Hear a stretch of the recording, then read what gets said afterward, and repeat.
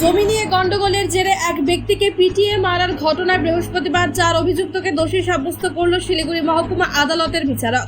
শুক্রবার অভিযুক্তদের যাবজ্জীবন কারাদণ্ডের সাজা দিলেন বিচারক। আদালত সূত্রে জানা গিয়েছে অভিযুক্তদের নাম কুঞ্জ সিংহ, ভারতী সিংহ, বিদেশ সিংহ ও সুনীল সিংহ। জানা গিয়েছে প্রায় 19 বছর আগে খড়িবাড়ির জনৈক উত্তম সরকারের জমিতে অভিযুক্ত 4 জন বর্গা শ্রমিক হিসেবে কাজ করত। ওই 4 অভিযুক্ত যদিও সেই উৎপন্ন ফসলের ভাগ উত্তম সরকারকে সঠিকভাবে দিত না, তারা জমি ছাড়তে বললেও জোর করে জমি দখল করার চেষ্টা করছিল অভিযুক্তরা। এরপর খড়িবাড়ি থানায় অভিযুক্তদের বিরুদ্ধে উত্তম বাবু অভিযোগ জানায়। তবে অভিযোগ জানানোর পরেও জোর করে উত্তম বাবুর জমি দখল করার চেষ্টা চালায় কুঞ্জ সিংহ ও তাদের বাকি সহযোগীরা। উত্তম বাবু বাধা দিতে গেলে তার উপর ধারালো অস্ত্র সহ হামলা চালায় অভিযুক্তরা। হামলার জেরে মৃত্যু হয় উত্তম বাবুর। খুনের অভিযোগে 2 নাবালক সহ মোট 6 জনকে গ্রেপ্তার করে পুলিশ। এরপর দীর্ঘ 19 বছর মামলা চলার পর এদিন সাজা শোনান বিচারক।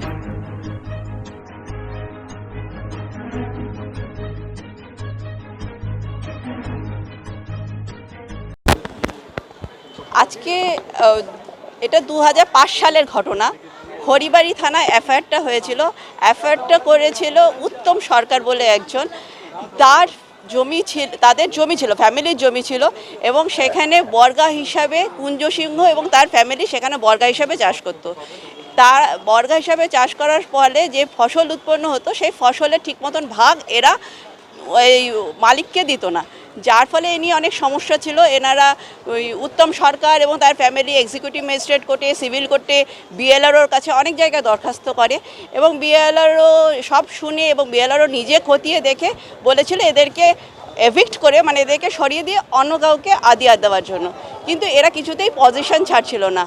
পরবর্তীতে 24/7/2005 তারিখে যখন এরা জমিটার উপর বাঁশের খুঁটি গেড়ে ঘর করতে যাচ্ছিল, তখন এই ফ্যামিলিরই বড় ছেলে রূপাতন সরকার যখন সেখানে যায় কি হচ্ছে জিজ্ঞাসা করতে, তখন তাকে একা পেয়ে এই পুরো ফ্যামিলি মিলে তাকে লাঠি সোঁটা দিয়ে প্রচণ্ডভাবে মারে। প্রথমে তো তার বিভিন্ন অঙ্গ ভেঙে যায়, পরবর্তীতে মাথায় যখন একটা ধারালো অস্ত্রের আঘাত করে তখন সে মাটিতে লুটিয়ে পড়ে এবং দুপুর 2:30টা নাগাদ সেখানেই তার মৃত্যু হয়।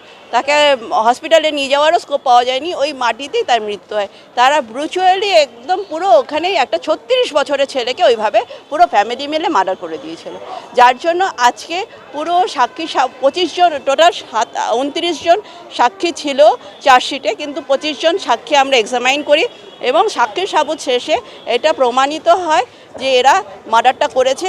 এবং গতকাল কোর্ট এদেরকে সেকশন 302 এবং 447 এবং 34 আইপিসি ধারা মতে এদেরকে কালকে কোর্ট হোল্ড করে এবং তাদেরকে কাস্টাডি নিয়ে যায়।